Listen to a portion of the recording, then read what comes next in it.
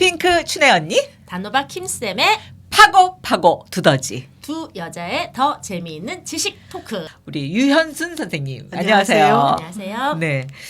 자, 역학을 비롯해서 정말 인생에 대한 공부를 전반적으로 다시 하지 않았을까 이런 생각이 들어요. 글쎄, 근데 할수록 어렵더라고요. 그게 뭐든지 그렇죠. 네. 이렇게 또 방송하는 것도 처음이고요. 아니 근데 저는 이제 이력만 봤을 때는 굉장히 어떤 주관이 뚜렷하시고 뭔가 이렇게 직진하시는 분처럼 카리스마가 아주 넘치는 그런 분으로 이렇게 생각을 저 나름대로 상상을 했는데 이렇게 만나 뵈니까 너무 자애롭고 인자하시고 부드럽고 그런 인상이세요. 그러면서 부드러운 카리스마? 그러니까 그런 게 느껴져요. 꺾이지 않는 거예요. 그러면 네. 이게 아니 사실은 기자로서도 그 여기자상 최은희 여기자상은 네. 진짜 최고의 영예거든요. 아이고. 근데 뭘로 받았어요? 제가 그 1990년대에 그 쓰레기 분리수거가 처음 시작이 될 때 그 서울시가 쓰레기 분리수거를 성공하게 하기 위해서 저한테 그 부탁을 했어요. 이거를 그 국민들에게 그 접목시키려면 그 해외에서 쓰레기 분리수거를 어떻게 하는지를 좀 취재를 해서 국민들을 계몽시켜 달라. 그래서 제가 그때 뭐 일본, 유럽, 미국 다 다니면서 그 해외에서의 쓰레기 분리수거 사례를 그 취재하셨어요? 취재를 해서 방송을 했어요. 그때 가장 인상적인 게 독일의 쓰레기 분리수거였거든요. 그때 우리가 쓰레기 투입구에서 막 버릴 때 네. 아파트 저 옥상에서도 이렇게 열고서는 화다닥 버리면 됐었는데 정말 편한 시절이었는데 그때 독일에 갔더니 네. 독일의 주부들은 그 과자 봉지까지도 네. 분리를 해서 저기 버리더라고요. 그리고 그때 장바구니 쓰고요. 그러니까 이제 우리 그 비닐봉지 아니고 예. 그러니까 요즘에 우리 에코백이라고 얘기하는 거 같은 장바구니 장바구니. 자전거 타고 다니면서 하고 그리고 뭐 남자들이 그 음식물 쓰레기 갖다 버리고. 그래서 이제 그거를 진짜 리얼하게 내보냈거든요. 네. 그때 대성공을 했어요. 그때 그 오늘날 우리를 불편하게 만든 게 바로 제- 그쪽이었군요. 그러나 하여튼 꼭 해야 되는. 네. 네. 그러니까 그 쓰레기 분리 뭐 플라스틱 뭐 종이 이렇게 네. 하는 것뿐만 아니라 음식물 쓰레기도 따로 배출해야 된다는 것까지 그때 당시에 다 하신 그렇죠. 거네요. 그래서 그때 지금 그 주부들한테는 좀 원성 들었지만 그렇지만 꼭 해야 되는 거잖아요. 네. 그렇지만 그때 환경미화원 아저씨들이 정말 고맙다고 네. 손잡더라고요. 정말 힘드셨구나. 예. 얼마나 힘들었겠어요. 네, 왜냐하면 쓰레기 투입구에서 별걸 다 던지고 그러니까 그랬으니까. 그때는 매 우산 같은 것도 던져가지고 중간에 쓰레기 투입구가 막히고 막 그 고층 아파트에서 네. 예. 그런 이상한 일도 많았죠. 네. 그래서 그때 제가 그 특집 프로그램을 원래 만들기 위해서 갔었는데 그 아이템을 보고 당시 보도본부장이 이건 9시 뉴스에 해야 된다. 그래서 저는 특집거리로 60분 특집거리로 준비한 걸 또 찢어서 9시 뉴스에 한 달 내내 방송을 하고 특집을 냈는데 특집 사상 4방까지 나갔어요. 와, 그렇구나. 그래서 뭐 근데 참 유현순 우리 선생님은 그렇게 진짜 뭐 그런 강렬한 면과 또 그러면서도 남편과 자녀들한테 하는 거 보면 정말 조금 아까 영숙 선생님이 단호박 선생님이 말씀하셨던 부끄럽습니다. 자애로운 엄마. 예. 제주도에 남편이 갔을 때 또 해병대 근무로 갔을 거예요. 근무를 갔을 때 회사를 막 제주도로 옮겨가서 내조하시지 않으셨어요? 뭐 그때 뭐 제주도 좋아하니까 갔죠. 그러니까 아니 이렇게 여기자상 받으시고 막 최초의 여자 방송국 사장 대리 KBS라는 데 엄청난 회사에 그런 것까지 다 하신 거 보면 나는 가정보다 일이 더 중요하다 이렇게 생각하셨어야 그렇게 성공하실 것 같은 생각이 드는데 가정도 굉장히 진짜 잘 아니에요. 지켜내는. 그냥 어영부영 하다 보니까 이렇게 됐습니다. 네. 그러니까 일과 가정을 전부 다 성공시키신 좋은 여성상이시네요. 아이고 그게 진짜. 부끄럽네요. 아니 근데 네. 진짜 부끄럽지만 이제 본인은 그렇게 겸손하게 얘기하지만 그게 쉬운 일 아니잖아요. 자원에서 제주로 내려가신 거 아니었어요? 네, 자원에서 내려갔어요. 남편 따라서요? 네. 그 따로 살 수가 없어서. 아니 그저 좀 떨어져 살고 싶을 때도 아니 있지 그때 저희 신혼 초였고 아. 객기였죠. 지금 생각하면 객기죠. 신혼 초여서 예, 신혼 초고 겁도 없고 아. 그때는 객기였어요. 근데 지금도 그렇게 부부 사이가 아유, 그렇게 지금 뭐 좋으신가요? 객기였다고 말씀드리지 않습니다. 그러면 아이는 몇이에요? 지금 저기 아들 둘인데 네. 둘 다 결혼해서 둘 다 그 손주를 할머니 보고 되셨어요? 아 할머니예요? 이 보시다시피 아유, 이게 또 손- 할머니답게 네, 또 네, 손주들 네. 사진이 그냥 쭉쭉쭉쭉 붙어 있는. 네. 네, 손 1손녀 2손자 똑같이 생겼어요, 얘네들. 쌍둥이입니다. 너무 또 이뻐. 그러니까 가정과 직장과 또 거기에 아울러서 공부까지 네. 몇 박자예요. 아이 부끄럽습니다, 진짜. 가까이 살아요? 네, 자녀들은? 네, 가까이 살아요. 제가 뭐 아침에 이 쌍둥이 손자들 등원 도우미를 하고 있습니다. 그러면서도 또 제주의 양성평등위원회 지금 부위원장은 또 어떻게 하세요? 그건 뭐 저기 그 부정기적으로 회의만 제주를 가요? 부정기적으로 가서 회의만 참석하면 되니까 뭐 그냥 그다지 로드가 있는 일은 아닙니다. 그러니까 우리 유현순 선생님은 뭐든지 그냥 적극적으로 자신에게 주어진 일은 정말 열심히 하는 스타일? 아니 저도 같이 공부를 한번 해보고 싶다는 마음이 드는 게 이 알고 나를 알고 뭐 이렇게 나와요. 네. 백전백승 이런 얘기 있잖아요. 그렇죠. 지피지기면 백전백승이다. 그러니까 이제 제 인생의 사주를 잘 알게 되면 그게 좋은 거라고 해서 그냥 어머 나 좋대 그러고 끝나는 게 아니고 나빠서 어떻게 뭐 이렇게 끝나는 게 아니고 좋으면 좋은 대로 나쁘면 나쁜 대로 그 시기에 맞춰가지고 어떤 제가 이렇게 생각을 해나가면서 대처를 하면서 살 수 있는 그 지혜를 배우는 것 같아요. 정확하게 역시 교수님 확실히 정확하게, 교수님이라서 정리가 잘 되는군요. 네, 맞습니다. 우리는 정리가 잘 안 됐는데. 네. 아이, 그래서 굉장히 좋은 학문이다 이런 생각으로 이렇게 빠져들게 되는 것 같아요. 정확하게 말씀하셨습니다. 네. 저도 왜 공부를 해야 되는지 몰랐는데 지금 네. 교수님 말씀 들으니까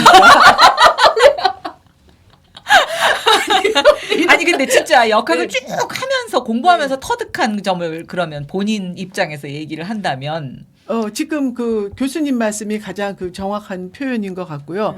그리고 뭐 그 공부도 했지만 이만큼 살다 보니까 좋은 게 아니고 나쁜 게 아니더라. 좋은 거는 그 나쁜 것이 있기 위한 징조이고 나쁜 거는 또 좋은 것을 얻기 위한 과정이니 뭐 좋을 때 자만하지 말고 네. 나쁠 때 실망하거나 포기하지 말고 뭐 그런 깨달음이랄까 뭐 그런 거를 느끼게 되더라고요. 그래서 나쁜 일이 생기면 지금이 제일 나쁠 때구나. 뭐 더 이상 나빠지지 않겠구나. 뭐 하는 그런 생각이 들고 좋을 때 까불지 말아야지. 뭐 이게 끝이 아닌데 뭐 그런 생각이 꼭 들었어요. 근데 제가 유현순 그 우리 선생님이 기자협회인가요? 그 여성 기자인가요? 거기에 이제 실린 기사를 봤는데 그 아드님이 학생일 때 조금 오토바이를 타고 그래서 걱정이 많을 때 아예 이사를 멀리 가버렸더라고요. 나 너무 깜짝 놀랐어요. 그게 쉽지 않잖아요. 글쎄, 제가 좀 그 ADHD 그냥 그 엉뚱한 면이 있어요. 그래서 아니 갑자기 그 외고까지 들어간 아들이 그 오토바이를 타다 사람을 다치게 하니까 잘못하다가 그때 고1 때였는데 큰일 날 것 같아서 용인에 아파트가 있어서요. 그 용인으로 이사를 했어요. 그러니까 어디서 어디로 간 거예요? 그러니까 마포에서 용인으로 이사를 한 거죠. 아니, 그러니까 엄마, 학교는 아빠 마포 직장은- 중심이고. 학교는 저기 그 강서구. 네. 엄마 아빠 직장은 다 엄마는 여의도고 네. 아빠는 내곡동이었거든요. 아니 그렇게 멀리 무슨 식구들이 이렇게 멀리 떨어져 있어요. 그래서 뭐 용인으로 저기 이사를 했어요.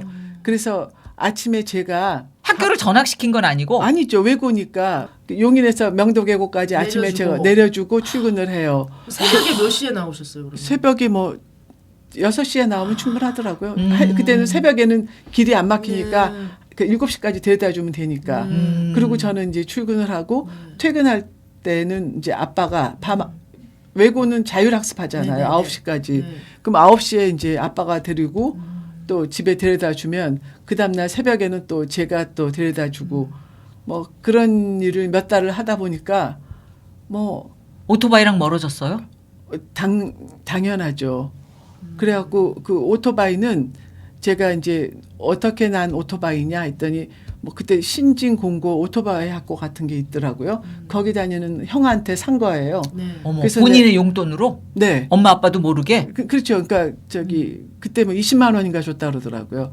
그래가지고 제가 그 형 불러라 해서 그 형을 불러서 오토바이 등록증하고 오토바이를 주면서 돈 안 줘도 되니까 네가 가져가서 다시는 얘한테 빌려주지도 말아라라고 하고 그러니까 그 친구는 횡재를 했잖아요. 그리고 이제 윈윈이 된 거네. 그래서 보냈어요.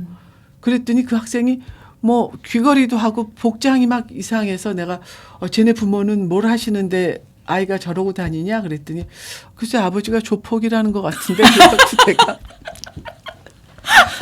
제가 너무 놀래서 갑자기 영화의 한 장면이 그래서 내가 쟤한테 뭐 잘못한 거 없지 그랬더니 그리고 용인으로 도망갔어요.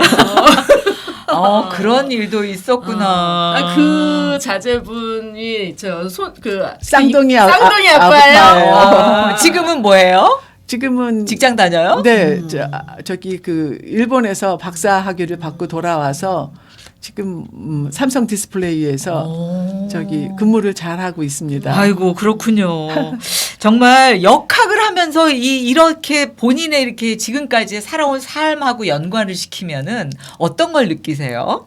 네, 아니 그러니까 뭐 나름대로 그 저기 인생의 위기가 여러 번 있었는데 나름대로 그 고비고비를 잘 넘길 수 있게 해준 것이 뭐 이 공부의 힘이 아니었을까. 물론 이 공부를 하다 보면 그 도반들이 있지 않습니까? 같이 함께 공부하는 도반들이 있고 선생님이 계시고 하니까 여기저기 운명이 궁금해서 여기저기 검증되지 않은 그 상담자들을 많이 만났어요. 만났는데 어쨌든 그 안전한 그 선생님을 만남으로 해서 그 다음에 그 더 이상의 방황은 없이 설사 어려운 일이 있다고 하더라도 안전한 상담자를 고정적으로 만날 수 있었기 때문에 저는 그거에 대해 참 감사하는 거 할 것 같아요.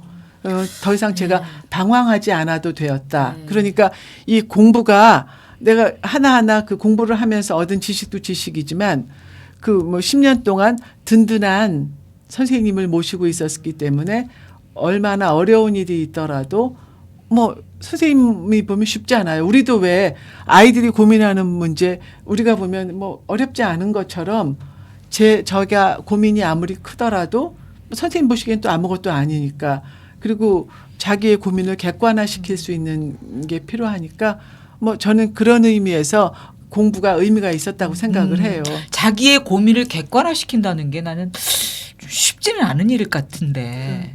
평정심 같은 게 느껴지는 그런 이유인 것 같아요. 아니, 그러니까 제 직업 때문인 것 같아요. 제가 제 직업을 기자를 오래 하다 보니까 별별 일을 다 겪어서 뭐 그러니까 제게 일어난 일도 그래 뭐 나한테도 일어날 수 있다라는 받아들여지시는구나. 이 그 선생님을 오시고 이렇게 공부 오래 하셨다고 그러셨잖아요. 네. 이제 하산하여라 그런 얘기는 못 들으셨어요? 아니 저기 뭐 그 코로나 때문에 네. 지금 저기 뭐 하산이 됐습니다. 강제 하산이 됐습니다.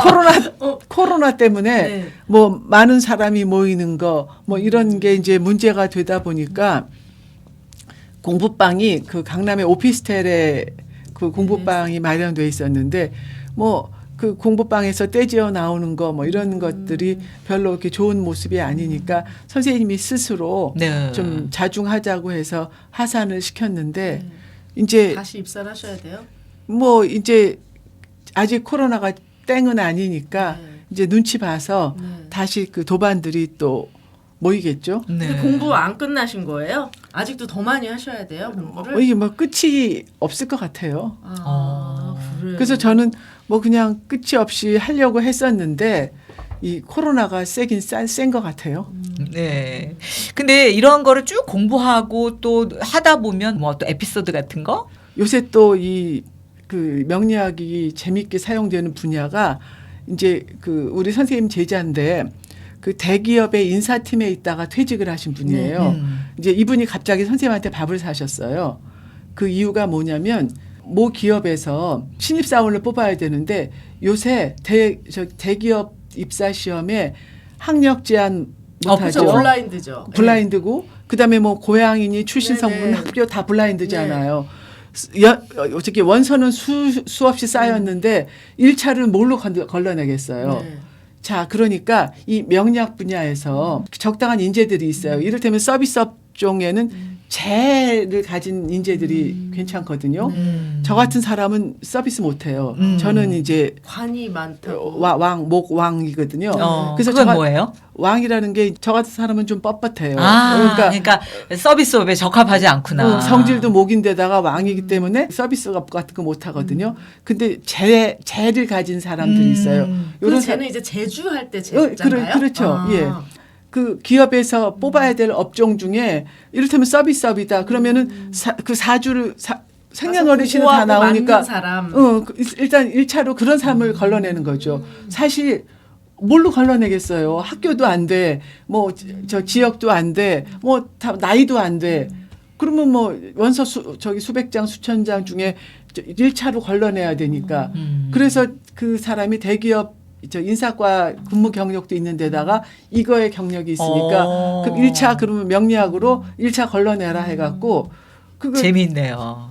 어떻게 보면 이제 과학적이에요. 1차에서 떨어진 사람이 슬퍼할 게 없는 게 그렇지. 안 맞는 거니까. 안 맞는 직업이었으니까 오히려 고마워해야 될 수도 있는 맞아. 거네. 그렇죠. 네. 그러니까 그리고 어떻게 보면은 선별 기준이 합리적이잖아요. 네. 그리고 그만둘 수도 있어. 그렇죠. 안 맞으면. 네. 아니 그리고 사실은 그래서 선생님의 그 업무 중에 하나가 우리 그 도반들 중에는 변호사들 많았거든요. 그래서 로펌 대표도 있고 그랬는데 그 로펌 대표가 열심히 공부하는 이유가 그 로펌의 변호사들을 뽑을 때 선생님한테 그러니까 의뢰를 해요. 그러면은 이를테면 그 로펌에서 필요로 하는 변호사의 자질 사건. 네, 뭐 형사 사건을 많이 맡을 사람, 사람 뭐 그런 이제 경제 사건을 많이 그게 맡을 자기 사람. 사주팔자에 또 네. 이렇게 연결이 되면 오히려 본인도 그렇죠. 편하긴 그렇죠. 하겠네. 왜냐하면 뭐 변호사까지 될 정도면은 그 실력은 다 검증된 실력 그치. 아니에요. 그러면 기왕이면 그 로펌에서 그 당시에 필요한 인재들 뭐 그런 거를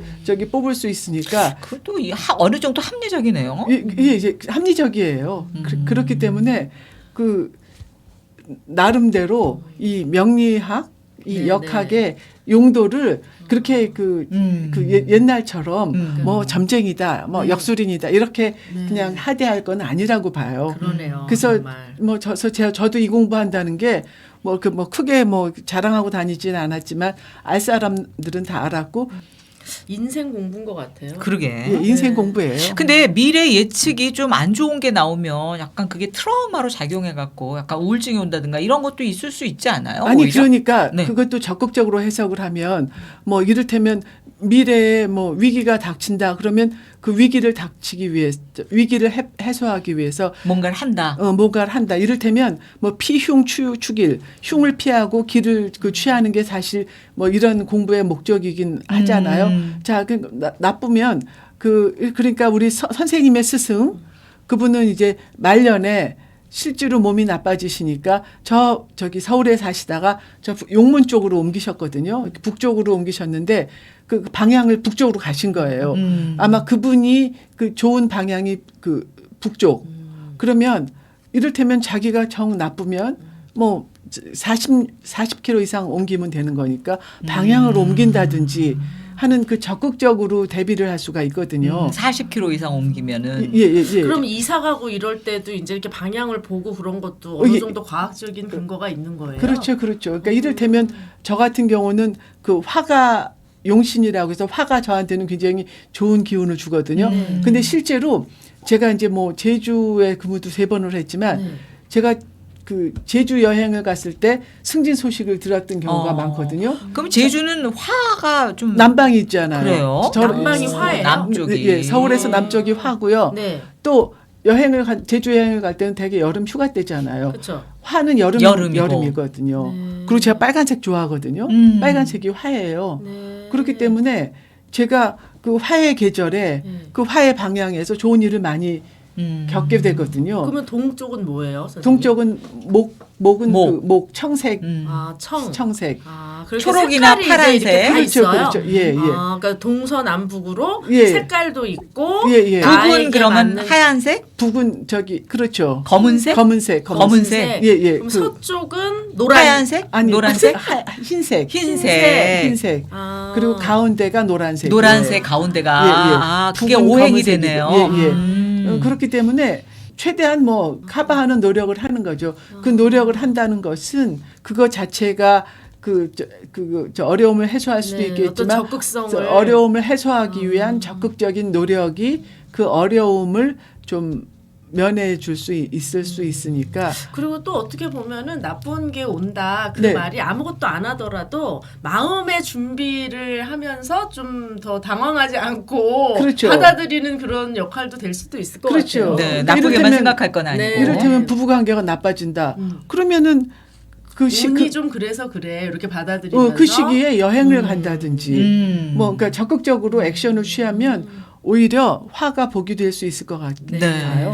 그러니까 모든 것이 그런 것들의 수을리를 생각하면서 우리가 살 수 있는 어떤 삶의 지혜를 배우는 방법이 아닐까라는 생각이 드네요. 네. 진짜 그 어떤 그 한 단계를 좀 이렇게 올라선 느낌이 좀 눈이 좀 밝아진 느낌이 드네요. 네, 좀 마음이 좀 편안해진 네. 느낌이라고 그럴까요? 네. 자, 여러 가지 역학으로 진짜 인생을 풀어보고 또 사람들에게 도움을 주고 있는 우리 유현순 선생님과 함께 했습니다. 네. 고맙습니다. 감사합니다.